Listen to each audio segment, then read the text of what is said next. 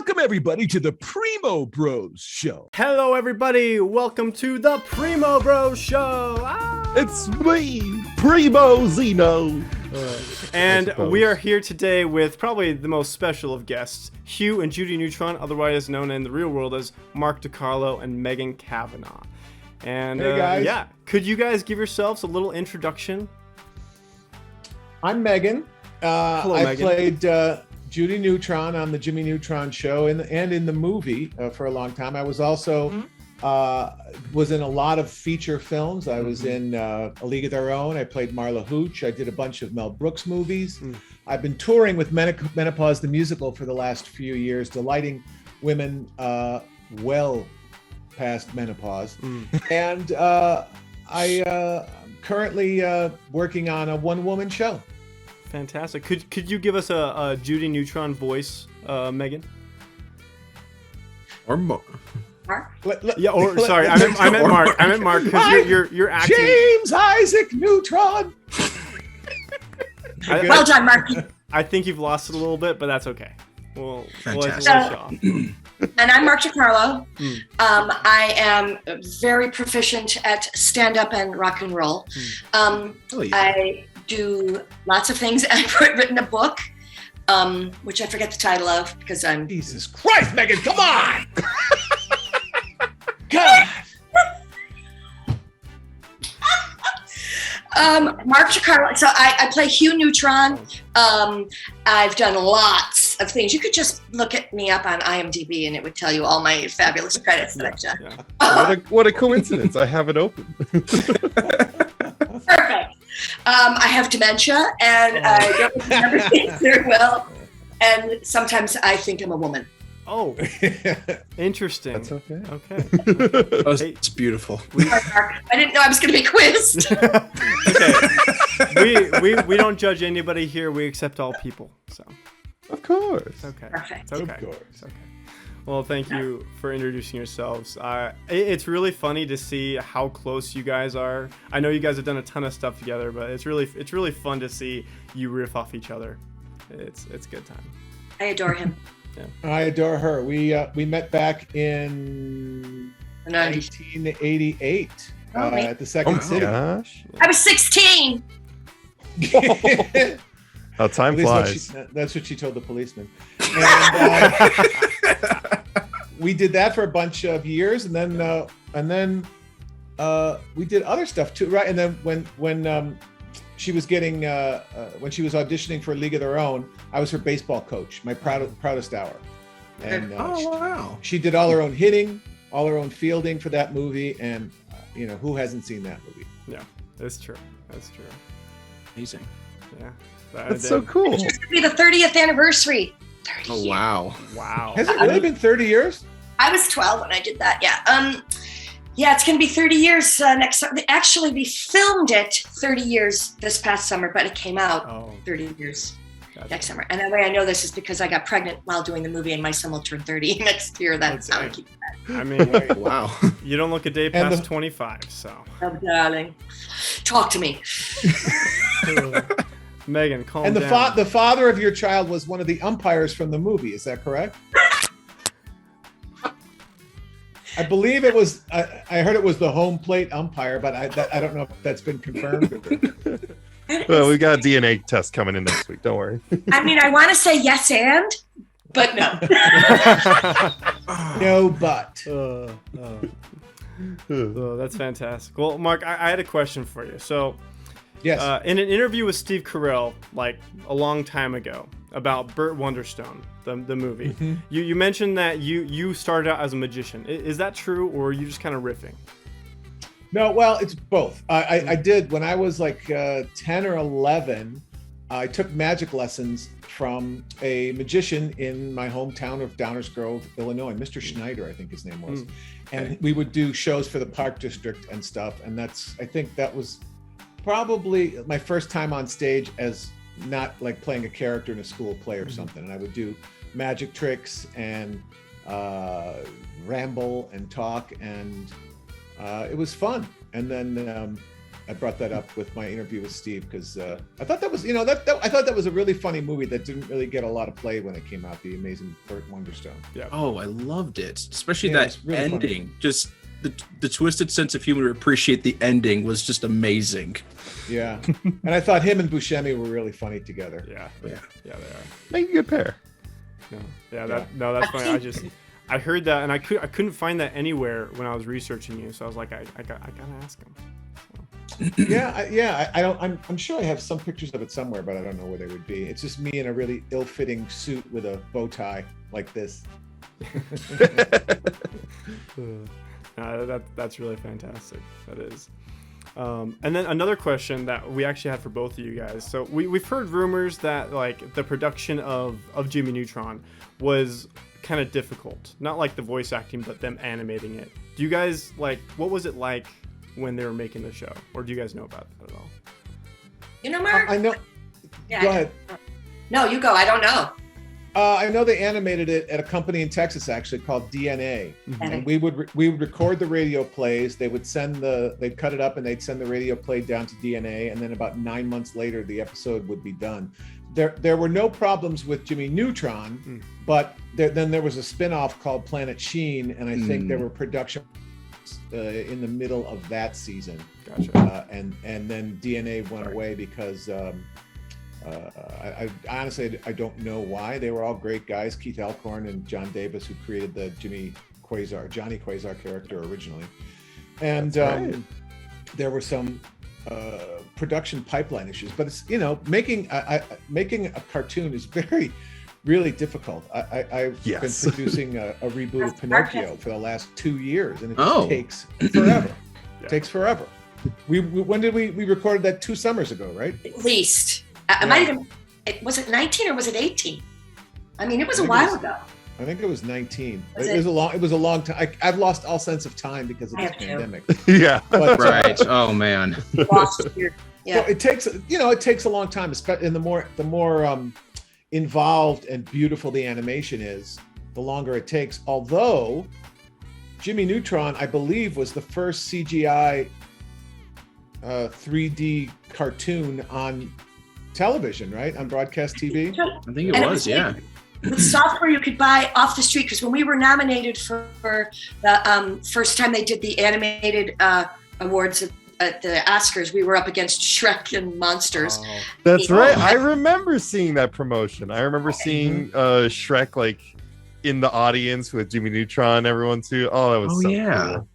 Yeah, and what I heard was that it was software that you could buy off the street. Those guys had obviously more involved software, but we were, and I think that really says something about our show. But when we recorded our show, it was fantastic. It was the best. Everything has paled pretty much compared to that show. Yeah, we got spoiled. Totally. We were all in the room together, recording together, and Megan's a great improviser. Jeff Garcia, who plays Sheen, is really funny. Robbie Paulson, who plays Carl's really a great improviser and really funny. And then Debbie Derryberry would just get bombarded with all this crazy stuff every day, and her eyes would roll back in her head. She was great too. It was just it was a really, really, really fun group. Yeah. It was. Yeah. That's wonderful. Yeah. I did actually have a question regarding the Johnny Quasar.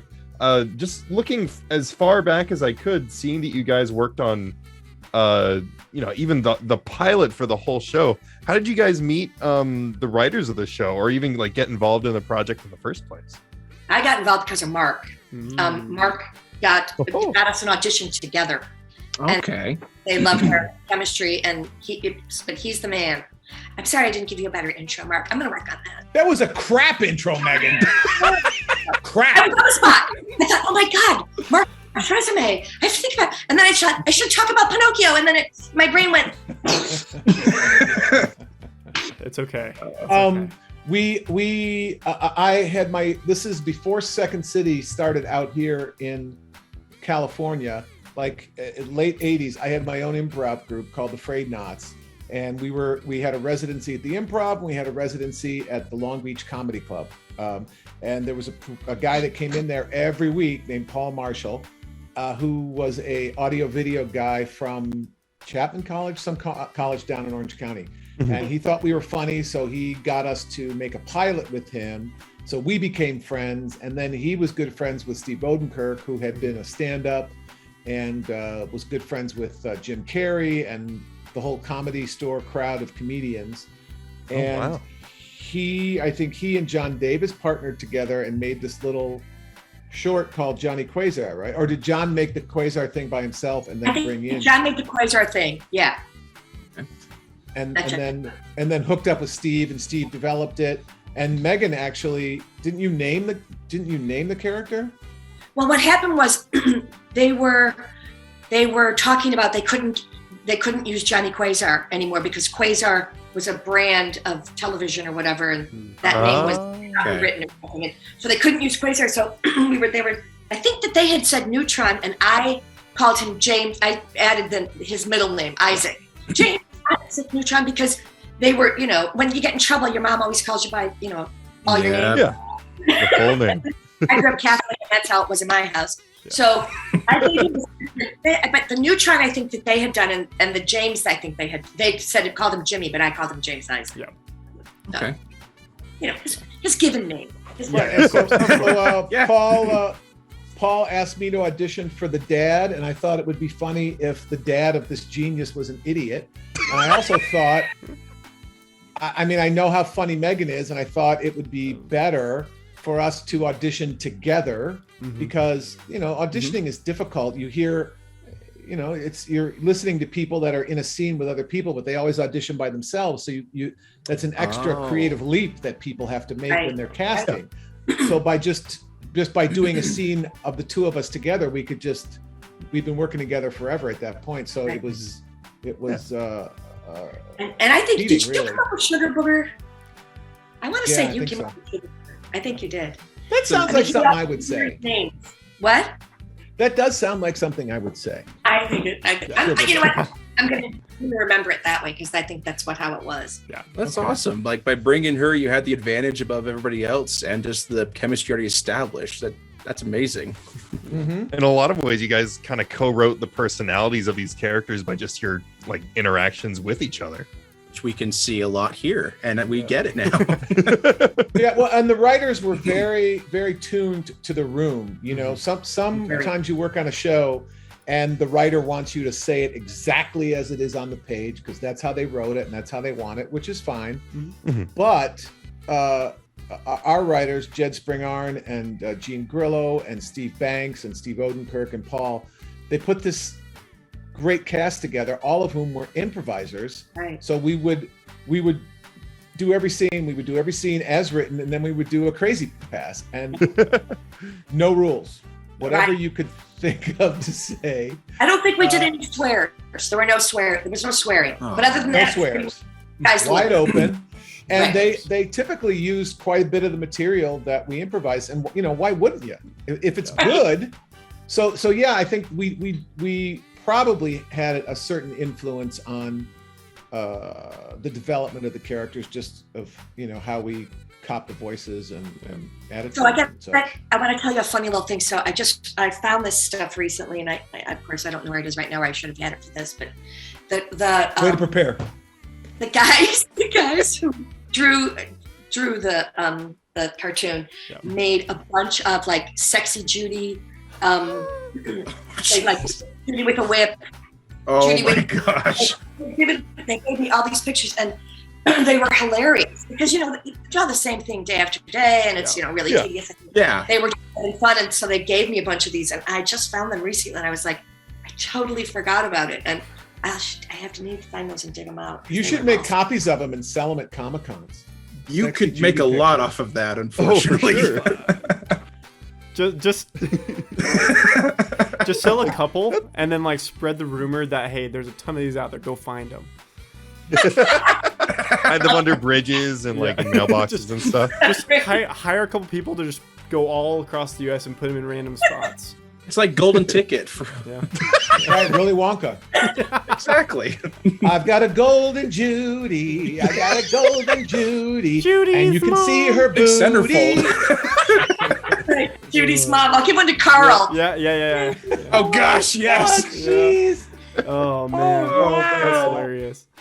It's really fantastic to see like that you guys loved what you were doing during the time, and you still put it in such a high regard. I don't hear a lot of actors talking about a lot of their stuff when it comes to that, but it's really cool to see you guys just love it so much still. Yeah, well, what's not to love? It's the best job ever. Yeah. It kind of is. Like, I forget where I heard it, but I heard someone say something along the lines of a cartoon character is their voice. Yeah. And I can't think of any like pair that matches that as well as Judy and Hugh Neutron. Yeah. Every single line just seems to have so much care and thought into the characters. And I like that a lot. Yeah, it was a really well crafted show visually and comedy wise. And I think the key was kind of like the old Batman TV show. If you were a little kid, you could watch it and get the jokes. And if you were a grown up, you could watch it and get all the jokes, all the different jokes that were in there, but that kids wouldn't get. And now it's been out so long. I have, 20-year-olds coming up to me, 25-year-olds. Oh my God, I grew up with you, and I watch them now, and there's so many more jokes in there I didn't understand when I was a little kid. And that's hard to do, to make it work equally well for both age groups. And the result of that was the parents didn't mind watching Jimmy Neutron with their kids, so I think they watched it more. It's not like Teletubbies or something where it's just like you'd rather stick needles in your eyes than watch it. Yeah. No, and that's kind of our whole podcast is we just analyze like every episode for 30 minutes to an hour, and it's the funnest thing ever to just go over it and just. The episodes are only 20 minutes long. How could you spend an hour? I made a lot of notes. Okay, Mark, let me tell you, there's a lot to talk about. Okay. Yeah. Right. There's kind of a consistent theme though. Jimmy is selfish, and then everybody else pays the consequences. Yeah, pretty much. But it's okay. Yeah, exactly. Yeah, I don't know if it was selfish so much as he was a slave to his brilliant mind and his his out of the box problem solving. Yeah. And then that caused a shitstorm for everybody. Well, you briefly brought it up, so I wanted to run with it. You mentioned about talking about creating the characters and how the way you interacted dictated the growth. How do you come up with a character voice, and what influences or where did you draw from to make these voices? Because I can speak at least in behalf of Megan, having listened to you work in Robin Hood. Your persona there and the persona for Judy, to me, I never knew until I saw the credits. I was like, oh my gosh, that's where I recognized her. She was acting. I was acting. Okay, fair enough. Yeah. The voices are like kind of a special thing. Like you jump into a character the way you do as an actor to a role, that's not cartoon. But cartoon gives you so much more. It's a bigger landscape to be able to do whatever the hell you want, which is just the best. Okay. I think that Judy was such a great, she was so skilled, and she was this like perfect Donna Reed kind of character, but she could fix the carburetor, and she was so mechanically inclined. And when we would improv mechanically, I would look up things about engines so that I would know stuff, because I knew nothing about an engine. And I would be like, I had things like back there in case I had got a chance to go off on, when I'm in the garage talking. And she knew way more than I knew as a person. So I was doing research for Judy. But yeah, I love acting, and I love being other people and other characters. So, it's just kind of a natural thing. You look at a picture, there was a picture of her. It wasn't the one that they ended up really with, they kind of morph. Once you record, they kind of make it a different character a little bit. And Mark, I think you helped me with that voice, actually.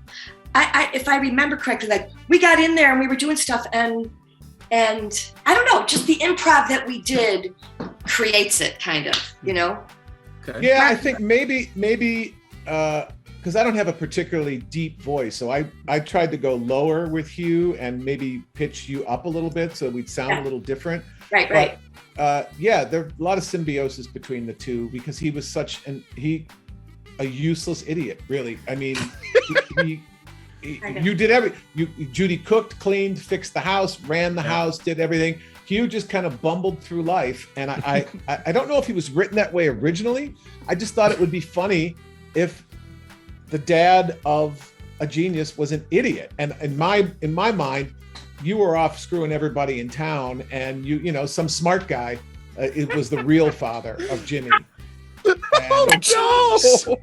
Judy absolutely did not screw around on Hugh. She loved Hugh for all of his ducks and his pies and he loved her pie, and you know, in maybe more ways than one. And I think that she was I think devoted to him. I don't think she ever screwed it. I think the kid just got like her genes and her lineage. Yeah, that's possible too. Yeah. My theory has always been that the reason that Jimmy screws up so often is because there's that piece of Hugh in him that's just kind of a goofball and screws up something or doesn't consider something. I like that. Yeah, that's very plausible. It's good. Good theory. But yeah, all we had to go on was just like a T-pose drawing of the character. Okay. I love the idea of an artist showing you this T-pose and being like, "You voice this man." They put a picture up. Do it. Well, but that's how it is for every cartoon. They don't.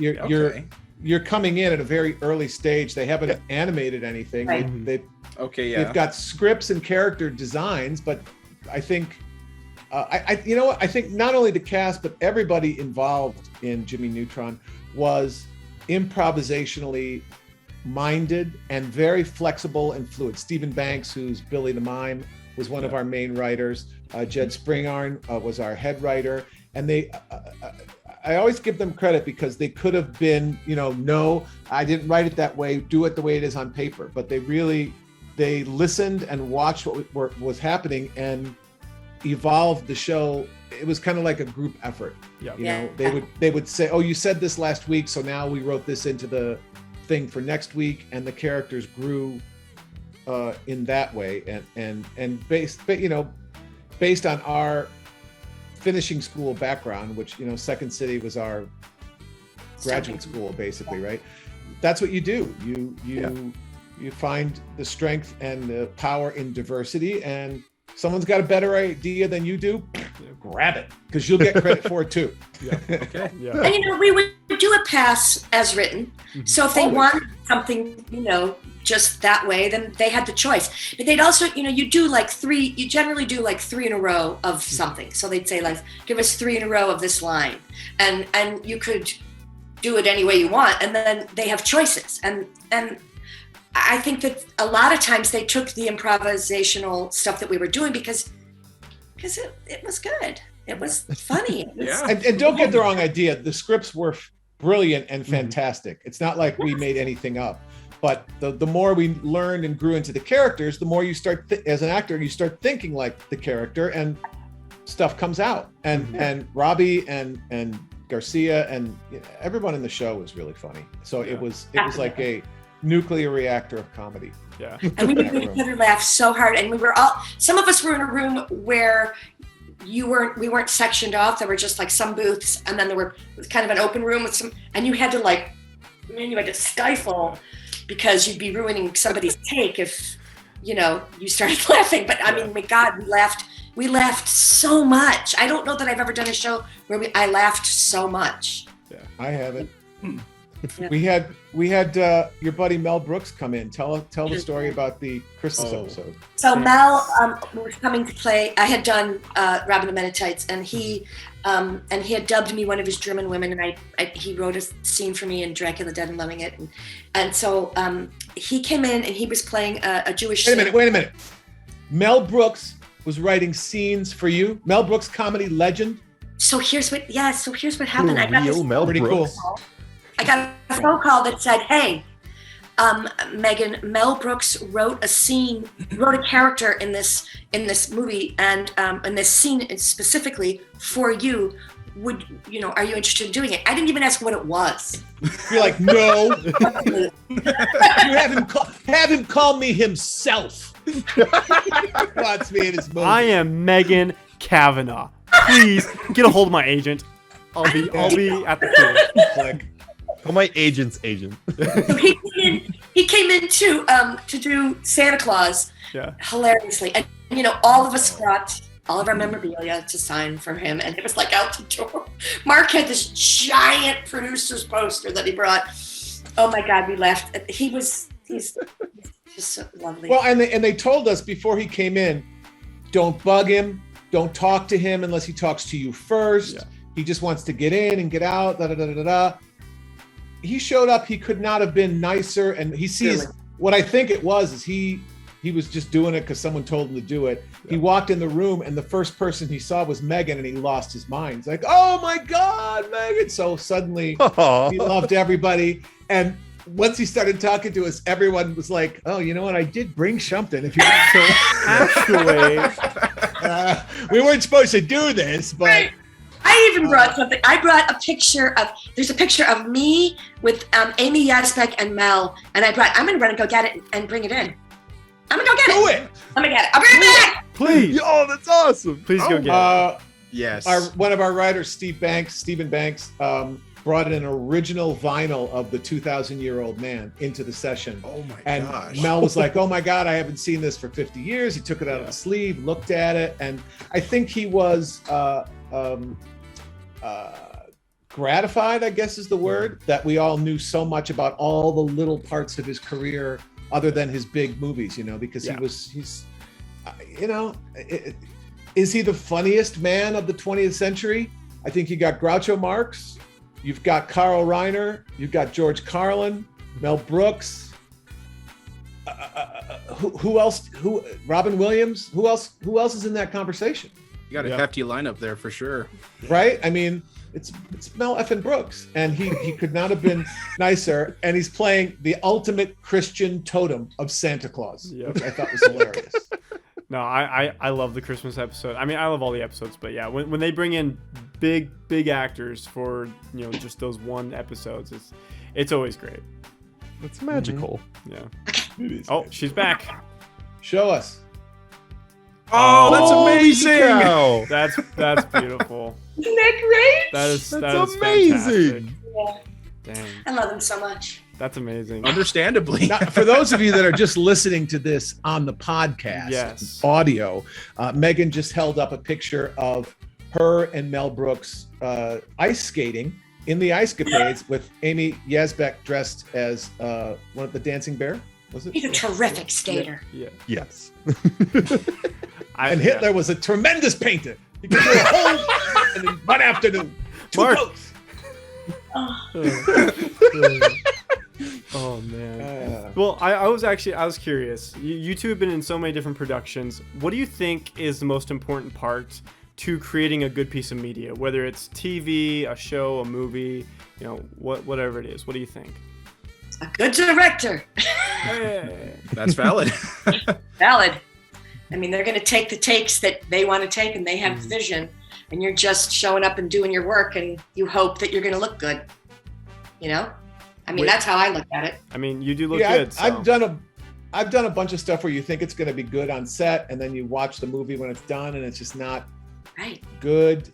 I think comedy is like music, and there's a rhythm to it, and there's loud and soft and pacing, and it's if it doesn't sound right, it's not going to be funny. Like my wife is from Cuba, and when she gets on the phone talking to her relatives in Spanish, she talks so fast.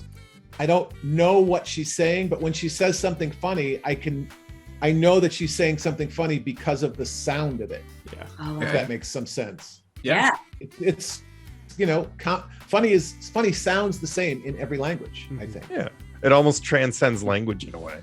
Yeah. It's music. I speak Spanish as well, and I can absolutely relate to that. You're correct. And the Cubans, they talk so fast. My sister-in-law's Mexican, and the Mexicans talk half as fast as the Cubans. They're just muy rápido. Mm-hmm. Like you can't hear it in the words. It's all one thing, so it's hard to listen to. But I always know if it's a good phone call or a bad phone call just from the sound of it. Interesting. It's a good production seems to just need like a lot of good ingredients, and it seemed like Jimmy Neutron was a really good like mix of, you know, a good director, writers who are willing to adapt to the voices, and I think that's really cool.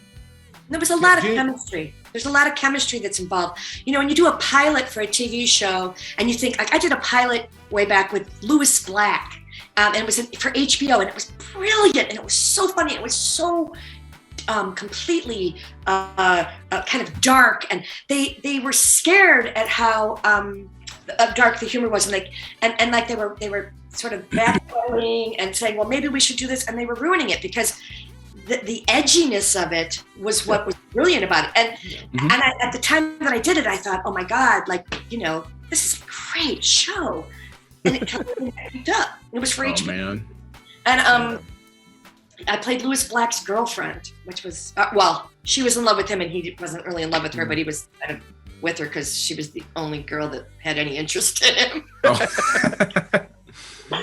Yeah, I don't think you can do comedy. I don't think you can do comedy by committee. I mean, I think all of the great comedy movies that I can think of, it's a writer-director or a writer, someone with a really distinct bite on whatever the topic is, and it's their story. You know, I think you can do musicals by committee, you can do drama by committee, but once you start watering down a comedic perspective, then it's not funny anymore. Yeah, it kind of loses its soul.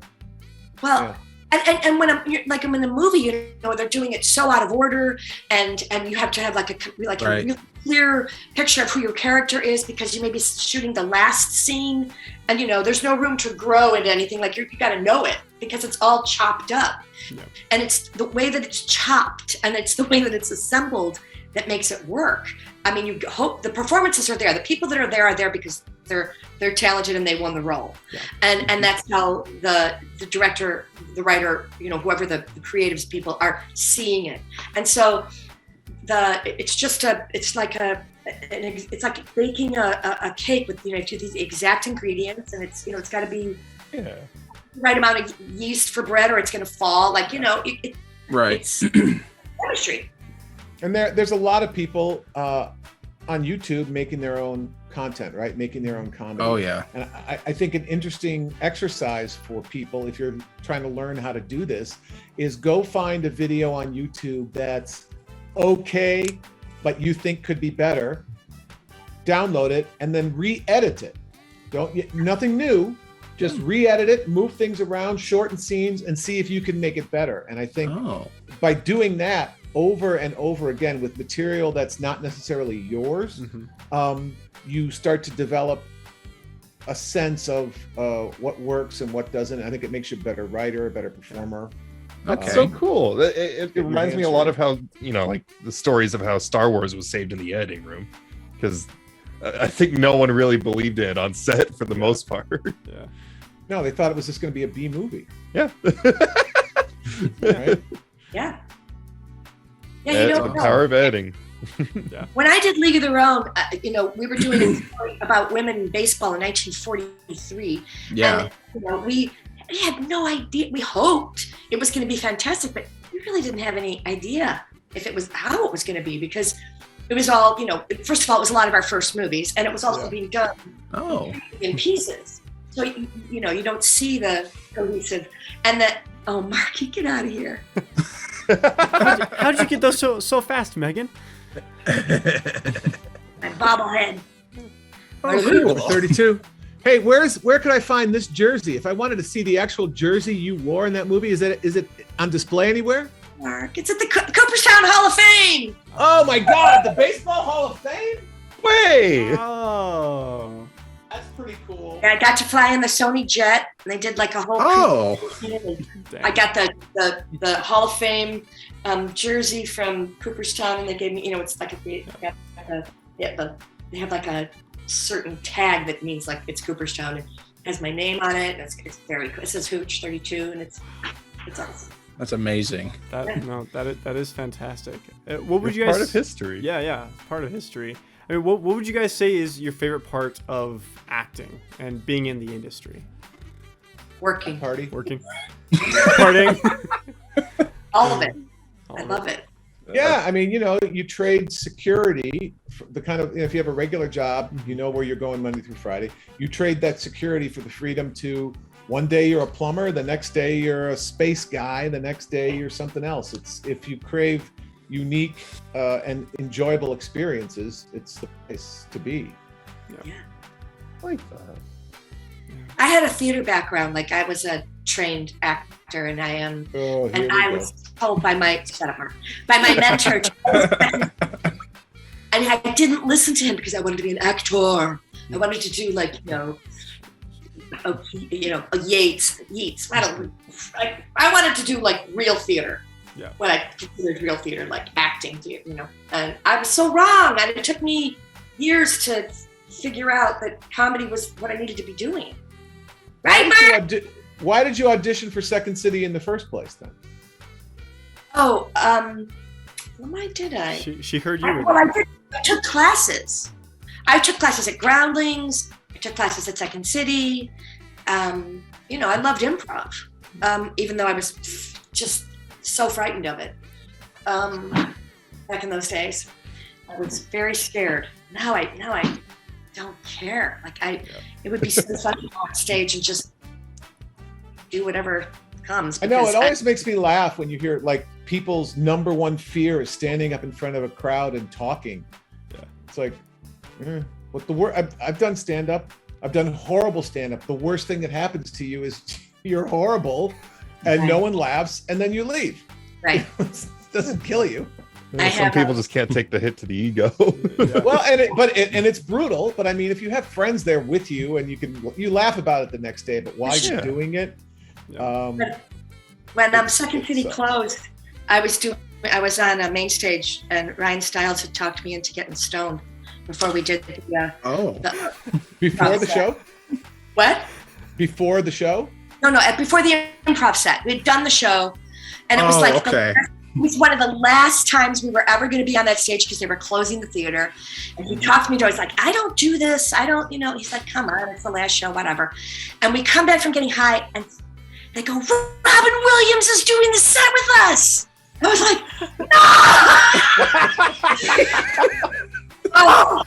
no! My gosh. I put on this giant hat that had like finger balls on it, it was when Dead Poets Society came out. So they said, we take you to a community college classroom at Santa Monica College, and lights come up and there's Robin Williams. The audience goes crazy. Oh my gosh. And I'm sitting there and I have this hat on and I'm just sort of sitting there, and he goes, right off the bat, Madam Sombrero, give us a poem.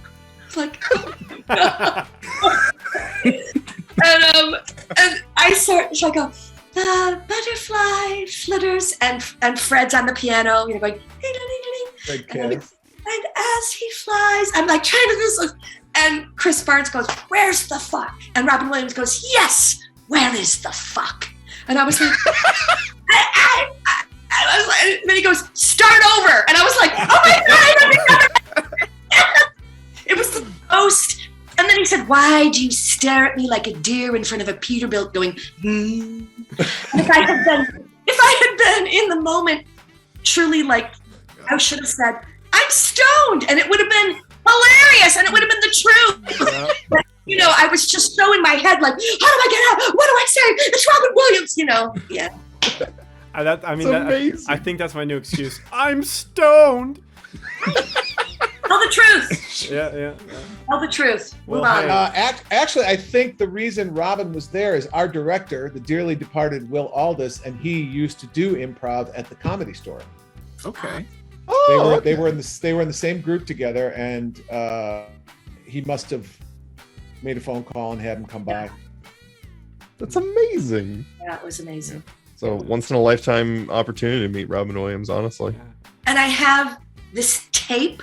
I have a VHS of it. I have no idea if it's still any good because, Oh my God, I want to see it. Have you digitized it? I don't, Mark, I don't know how to do that. Megan, we gotta see you help stoned. you. We gotta see you stoned. Come on. Oh, hang on. Give me a minute. Whips out the biggest bong in the universe. Here's It's a got little to be fun shaped like fact. Judy Neutron. Judy said, "Here's a little fun fact for you. The the putting on the Ritz scene from Young Frankenstein. Oh yeah. That was our theater. That was the Second City Theater in Santa Monica. Same place. Holy Same stage. crap. Same stage. Dang. It's amazing. Oh man. Good night, Mom. Night, Rita. Good night. Marky says good night. Oh, She just slid a note under the door. I'm going to show it to you. It's so cute. And it's so my mom. Oh. is she apologizing for running out of whiskey when I was at her house? Can you see it? Night, Oh, night, that's night. so sweet. Aw. She does a little. That's her face. That's supposed to be like a face, Yeah. but Oh. she's 91. Oh, that's looks great. adorable. That is adorable. Oh man. Yes, I live with my parents. I'm taking care of them, and they are fodder for so much of my one-woman show. Yeah, That's and they know it. And they know it. They're good with it. It's all good. That's okay. No, that's amazing. That takes a lot of work to take care of people like that. So good job, Megan. You're awesome. You're amazing. Okay. Yeah. Oh. Mark's awesome. I've heard he's okay. I've heard he's okay. What? That you're awesome. Depending on who you talk to. Yeah. So which is it, Cole? I mean, I've that's what I've We're heard. here to ask the hard-hitting questions, Cole. Yeah, really. Well, I mean, This is like 60 minutes, man. A thinking ball's ready for you. Yeah. Don't throw it. I don't Mark. Whatever you think, I don't want your balls. Okay. Nobody does. I will keep them. He keeps holding them and playing with them, but I don't. My I don't thinking ball. Yeah. Oh, Well, I mean, this is one of my last questions. Other than Bafo the bear, what are you guys working on recently? What are you doing? Yeah, I've been doing this Bafo the Bear thing, which is a real-time motion capture cartoon I can do live to the internet. So I have a YouTube channel with that, and we're developing a sitcom and a mobile gaming app that he would be the host of. Nice. I wrote and produced this reboot of Pinocchio called Pinocchio and the Water of Life. Okay. And Megan's in it, and Tom Kenny plays Pinocchio, and Robbie Paulson and Mo LaMarche play the two rats in it. Fred Tatasciore plays the bad guy. We went back to the original Pinocchio book, which was written by Carlo Collodi in 1889, I think. So it's not like the Disney Pinocchio. It's really interesting looking. The creator of it and the producer is Victor Lakislov, who's a Russian animator, and the movie looks really weird and European and I strange. love that. Sounds awesome. I'm looking at it should be out. screenshots. It's looking amazing. Yeah, When's it it looks pretty coming cool. out? They're saying spring. I mean, this whole COVID thing has, Yeah. it just threw us off course. But we're I think almost done with the first pass of the picture lock. Okay. So it's coming along. It looks really cool. It's very funny and very exciting. And Big Bad Voodoo Daddy recorded a couple songs for the soundtrack. Riker Lynch, rock star Riker Lynch is in it. Who else? Candy Milo, Phil Lamar. Good cast. Really fun people. That's it. That's awesome. That's And awesome. Megan is writing a one-woman show. That's I am. Tell us about that, Megan. So we've Well, I'm writing a one-woman show, and I'm playing with a lot of different titles right now, but I'm not sure. But a lot of it's going to be about being 60 and going on 15 because I live with my parents. And and I am talking about being an actor in Hollywood and playing ugly characters and how that forms a person and what it's been like. Yeah. And it's becoming this amalgamation of like a lot of really cool things, and I'm working on it like a lot. I have take a writing course from Anne Randolph, who was Mel Brooks produced her show, and she's a brilliant writer and one-woman show artist, and she's helping me. So yeah, so it's really cool, and I'm excited. That's really sounds amazing. Yeah, takes a lot of work to write things. I'm pretty early in my career, but it's hard. So. Yeah. But it's the one thing in show business you can do by yourself. You don't have to beg anyone for an opportunity. You can sit in your wherever and write and write and write, and then do a table reading and listen to people read it, realize how crappy it is, and then you rewrite it and you rewrite it. And you just that's just the normal process. And good for you that you're doing it at this young age. And don't give up. Thank you, Mark. One thing. Megan, you're only 15 and you're already doing a one-woman show. Right. I'm It's only 5 minutes long. It's really short, but it's still good. hey, yeah. That's all it takes. Every year she'll add a couple minutes, so she'll. By the time she's 23, I'm getting my driver's license soon. He's polishing it to a mirror sheen. Gonna be the best script in the universe. Well, speaking of Sheen, Meg, Jeff Garcia and I did comedy at Flappers a couple weeks ago. no way. He headlined. Cedric the Entertainer was hosting the Emmys, so Jeff did the show. Cedric did about 20 minutes in between, and then Jeff closed the show, and he was hysterical. Awesome. And then we did some improv together. But I hadn't seen him do stand up in so long, and he was so super funny. That's great. I love that. That's really we missed you. We talked about you that night. Oh, okay. We're always talking about you, Megan. All the time. Oh. Well, I mean, we're coming up to our hour here. Alex, Zeno, do you guys have any last questions? I think I'm good. I mean, it's just a pleasure to be here and to just listen to these stories. I'm just an electrician. I got nothing on this, so it's cool to listen to. Love it. Come to my house. Come to my house and help me with my electric things. I can do that. I service Jackson Hole, Wyoming, so. There's a joke there. I'm not going to do it though, because I'm above it. She's I'm only above it. Mark. She's only 15. Calm down. Right? Yeah. What about you, Zeno? Really, the only question I have is How's your day going? Yeah. yeah, it is. No. Cole kind of added together like a mini compilation for me of times that I've talked about like talking to the real voice actors. And now that I have the opportunity, I have to follow up on it and just ask Mark, Megan, could you Mark, with you as Use your words. I'm not very sorry, I'm Hugh? joking here. Hugh? Sounds like you're the electrician, Zeno. Yeah, I electrified my brain earlier. Yeah. Could you ask Jimmy if he wants to take the red pill or blue pill as Hugh Neutron? And then What? Yes, I can. I've been. I'm sure you guys know about this, right? The Nickelodeon All-Star Brawl. Yes, very much. They're announcing it soon, or they did announce it? It came out yesterday.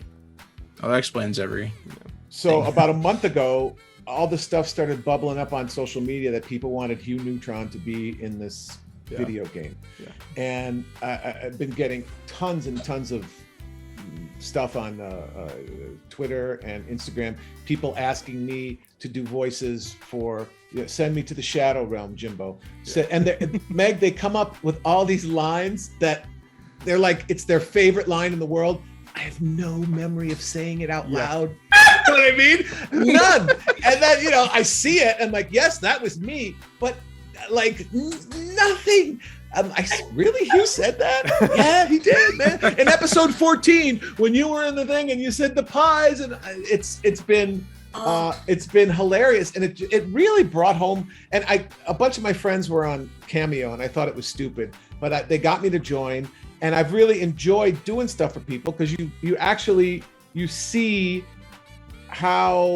what an imprint the show left on people, right? And the way it feels to me. Like if I had a mechanism when I was 20 to connect with Mel Blanc, I would have lost my friggin' mind. Not that I couldn't shine Mel Blanc's underpants, but I get it. I understand how cool it is to be able to have this direct connection with people. So I've been recording a bunch of funny stuff, weird stuff. People send me, want you to break up with my girlfriend as Hugh Neutron. I want you to call this guy at work. I'm like, hey, the weirder the better. I'm in. All right. So what do you want me to say? Really, all I would want you to do is to ask Jimmy if he would like to take the red pill or the blue pill, and then Judy Neutron would be like helping advise him a little bit. Okay. And then I have one thing I would like you both to say separately, if that's okay. Sure. I'll start. Yeah, Jimbo, let me ask you a question here. Do you want to take the blue pill or the red pill? Huh? Oh, Hugh. Yeah, good thing your mom didn't take any pills, Jimmy, or you wouldn't be here. Well, what color should he take, Jimmy? The blue pill or the red pill? You know what? Why don't you take a green pill? Because if you had a green pill and a yellow pill, then you'd have a blue pill. Wait now, a Hugh. blue pill and a yellow pill would be a green pill. Jimmy should not be taking any pills, Hugh. It's bad for him. Medicine is to be prescribed by a doctor. Well, I think Keanu Reeves is a doctor. Oh. Did he get his PhD? Yes, he got his PhD from, I believe, Harvard. Oh. Well, then I think you should take the red pill. Okay. Red pill it is, Jimbo. Don't tell your mom. Oh. I could not be. I had to mute myself. That was a beautiful arrangement. Really, so grateful really for the mute button. Yeah. So the one thing I have to ask you guys to say is just kind of a little endorsement of our podcast, since I have you guys here. So if you could separately, start with Mark and then go to Megan. Just say something like, this is the Primo Bros Show. Thanks for watching. Or welcome to the Primo Bros Show. Either one. Yeah, welcome everybody to the Primo Bros Show. It's much better than the Secundo Brothers Show. That thing's a piece of crap. One of my favorite movies, The Big Night. Remember The Big Night? Primo and Secundo? Stanley Tucci and Tony Shalhoub. Hilarious movie. Tony Shalhoub. Primo and Secundo. Welcome to the Primo Show. The Primo Boys shows. This is the show where the Primo Boys do everything that shouldn't be done. Hugh, stop that right now. Yeah, I'm sorry. Perfect. I think you. that was amazing. More than I ever could have asked for. Words could never express our gratitude. No, so Zeno and I have been friends for over 10 years now, and so this is kind of like an anniversary gift for him. So I'm just the third wheel. He surprised me with this whole thing. I showed up in the Zoom call and I'm like, all right, cool. We're gonna be hanging out with Alex. Little did I know. Yes, they say the 10th anniversary, it's not copper or silver, it's neutron. Mm-hmm. Oh, okay. Exactly. Love it. Happy Neutron anniversary, Colton. What is, you know what? I'm coming up on 10. What is the 10th anniversary? Do you know? Anybody? No, you guys. To the internet. No, that's cheating. I'm just a delivery man. I don't know anything about that. I would presume copper. Are you talking about our movie, Marky? No, I'm talking about me being married. It's like the paper is paper. No, I understand that. Yeah. And you're wondering what 10 is? Yeah. Let's see. You were married for 10 years, weren't you? Yeah.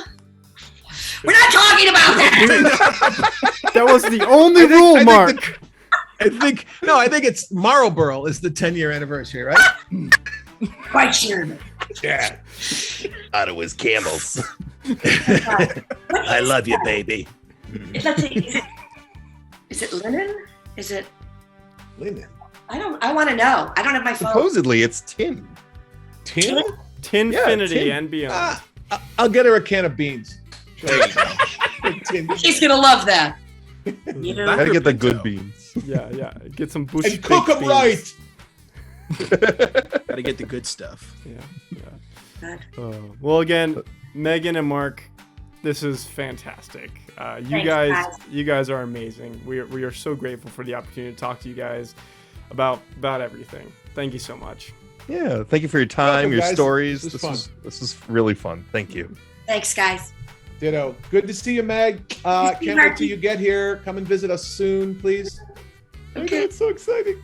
If Mark you is the don't best mind me- dog ever. It Mark's was great, dog. guys. He's the best.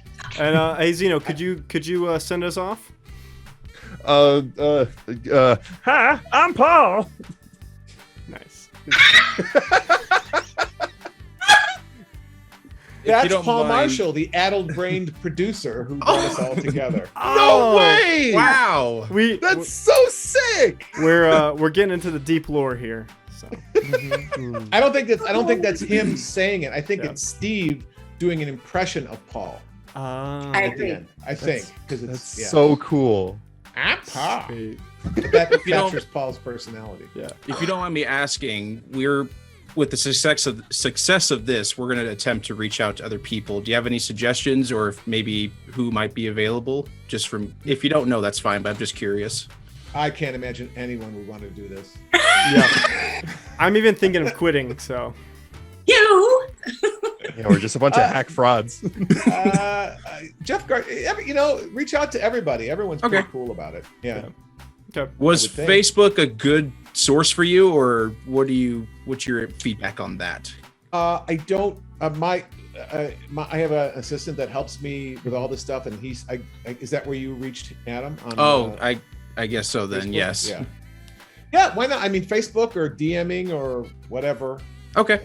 It's everybody's connected now, so you can either, if it sounds fun, I always do it if it's fun. Yeah. This was fun. We'll tell them Mark and Megan sent us. So Well, that'll make a huge difference. Right. we are endorsed by Mark and Megan by Hugh and Judy. Mm-hmm. We promise we won't use this power poorly of your endorsement. We won't become grifters or something. Yeah, we're here to sell you brain pills to become as smart as Jimmy Neutron. They did endorse red and blue pill, Zach. Yellow, Damn green. it, you're right. They endorsed got many type that. of pills today. So Yeah. Get your Neutron brain pills fresh out of the canister. brain blast. Brain blast. Such a marketing idea. All right. Yeah. Okay, guys. We'll let you guys go. Thanks again for your time. It Thank was you, it was guys. it was Thanks, the best. guys. Thanks so Thank much. you so much. Have a wonderful Bye. night. Okay. Bye, Meg. Bye, guys. Thank you. Thank you. Mark. Thank you, Megan. We love you guys. Bye-bye. Bye, you guys. Bye. Peace. Okay. Oh Wow. my gosh, that was amazing.